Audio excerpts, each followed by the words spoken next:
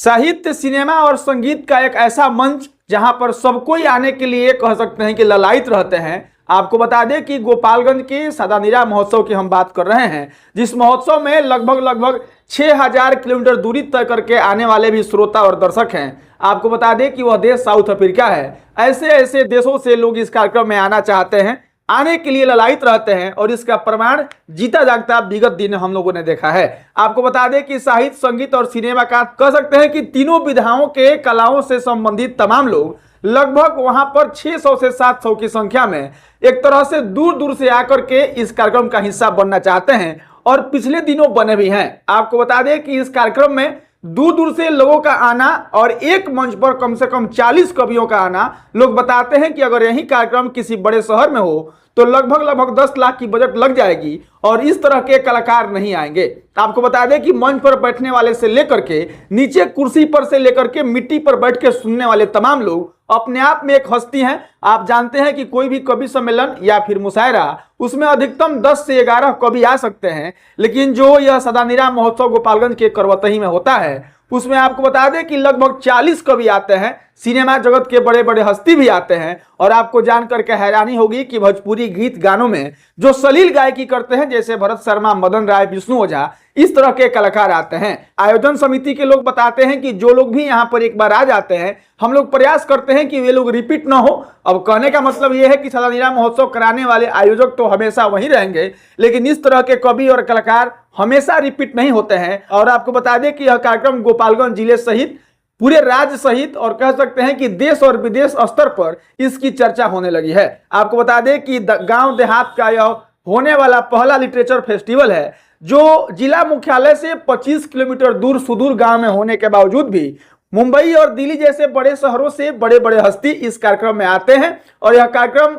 एक तरीके से कार्यक्रम न रह करके महोत्सव हो गया है और इसीलिए इस कार्यक्रम का नाम सादानीरा महोत्सव है। आपको बता दें कि इस बार के कार्यक्रम में प्रदेश स्तर के कई नेता, कई मंत्री, कई राज्य मंत्री, कई मंत्री प्रभारी और आपको बता दें कि हाल ही में बार काउंसिल ऑफ इंडिया के जो अध्यक्ष मदन मिश्रा थे, जो राज्यसभा सांसद बनाए गए हैं, उनका वह पैतृक गांव है, तो वह भी मौजूद थे। आपको बता दें कि जिले के कई नामचीन लोग भी इसमें शामिल थे, चाहे वह वर्तमान एमएलसी हो या फिर पूर्व एमएलसी हो। और कार्यक्रम का प्रारूप कुछ इस हिसाब से होता है कि जब उद्घाटन सत्र होता है तो उसमें सिनेमा जगत से एक आदमी होते हैं, साहित्य जगत से एक आदमी होते हैं और साहित्य जगत से एक आदमी होते हैं, संगीत जगत से एक आदमी होते हैं। उसके बाद से जब दूसरा सत्र शुरू होता है तो सेम ऐसे ही इस प्रोटोकॉल को फॉलो करते हुए और उद्घाटन होता है, किसी विषय पर चर्चा होता है। जैसे इस बार का विषय का चर्चा था साहित्य से धर्म का संबंध,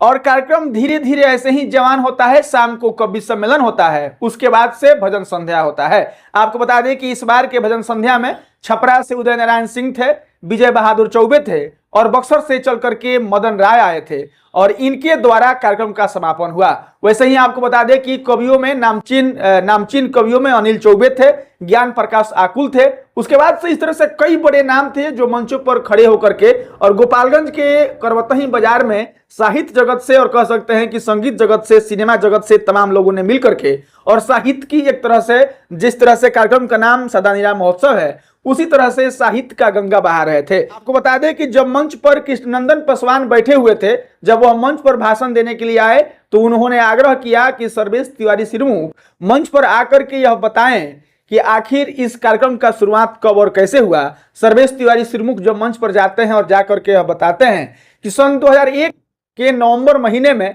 इसी करवतही बाजार पर लगातार 2 से ढाई घंटों तक गोलियां चली थी और गोलियां चलने की वजह से यहाँ के लोग इतने घबराहट में थे, इतना भय का माहौल बन गया था कि मेरे पिताजी मुझे मैट्रिक एग्जाम देने जाने से मना कर रहे थे और वह कह रहे थे कि अगर तुम रहोगे तो कुछ भी कर सकते हो, पढ़ना लिखना बहुत जरूरी नहीं है। सर्वेश आगे बताते हैं कि जब हम लोग का समय आया, जब हम लोग डाइट में ट्रेनिंग कर रहे थे, तब हम 4 शिक्षकों ने मिलकर के इसकी नींव रखी और हम लोगों को लगा कि जहां गोपालगंज जिले को, करवतही बाजार को और यहाँ के आसपास के लोगों को गोलियों की तड़तड़ाहट से जो भय हुआ है, उस भय को और वैसे अपराध को मिटाने का, फिर एक नया माहौल बनाने का यह तरीका है कि यहाँ पर साहित्य संगीत का इजाद किया जाए। और 4 शिक्षकों ने मिलकर के, जिसमें नाम बताया जाता है अंकज नवनीत मिश्रा, सर्वेश तिवारी सिरमुख, ये 4 शिक्षक ऐसे ही मिलकर के इस कार्यक्रम का शुरुआत करते हैं। और शुरुआत ऐसा होता है कि इस बार सादानीरा महोत्सव का 5वां संस्करण था और 5वें संस्करण में यह कार्यक्रम महोत्सव हो गया है।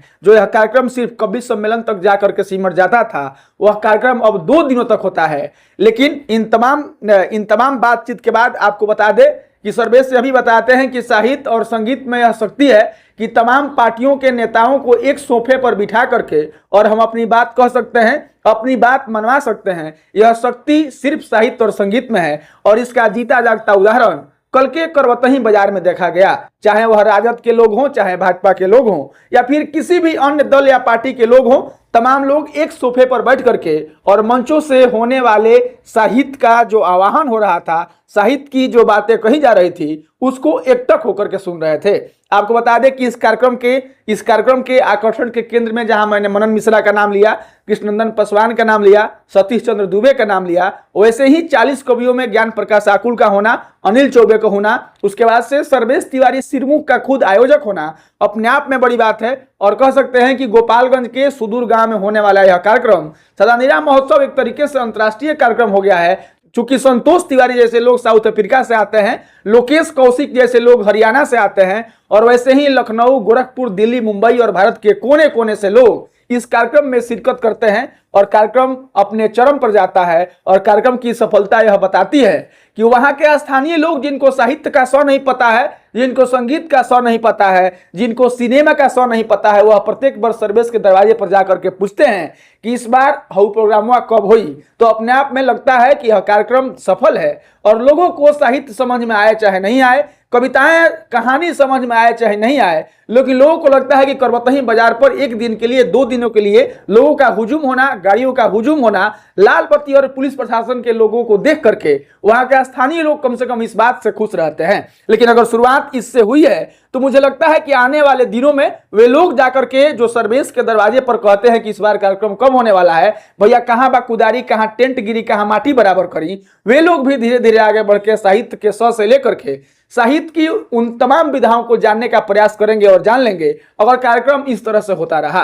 अंततः इस खबर को खत्म करेंगे उससे पहले चाहेंगे कि इस तरह के महोत्सव को लेकर के सदानीरा टीम के तमाम आयोजन समिति के लोगों को लेकर के आपकी क्या राय है, आप अपनी प्रतिक्रिया दीजिएगा। मिलेंगे ऐसे ही किसी खबर के साथ, तब तक के लिए बहुत बहुत धन्यवाद।